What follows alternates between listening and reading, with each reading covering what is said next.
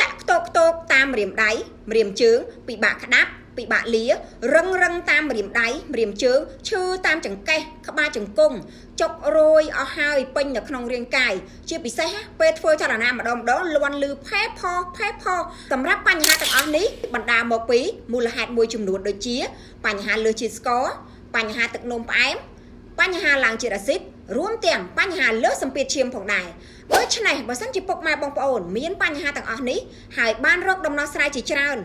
នៅតែមិនទាន់ទទួលបានផលពុកម៉ែបងប្អូនកុំតន់អាលអស់សង្ឃឹមថ្ងៃនេះនាងខ្ញុំសូមណែនាំជាមួយនឹងផុតសុខភាព V Hope ដែលអាចជួយដោះស្រាយរាល់បញ្ហាឈឺសន្លាក់ដៃសន្លាក់ជើងស្ពឹកស្រពន់ក្តៅក្រហាយតាមបាតដៃបាតជើងជួយសម្រួលទៅលើបញ្ហាលើសជាតិអាស៊ីតបញ្ហាលើសជាតិស្ករបញ្ហាក្រពះពោះវៀនរួមទាំងបញ្ហាតម្រងនោមផងដែរសម្រាប់ពុកម៉ែបងប្អូនចង់ដឹងព័ត៌មានឲ្យកាន់តែលម្អិតអាចខលមកតាមរយៈលេខទូរស័ព្ទ3ប្រព័ន្ធនៅលើវីដេអូនេះនាងខ្ញុំនឹងធ្វើការលម្អិតជូនពុកម៉ែបងប្អូនឲ្យកាន់តែច្បាស់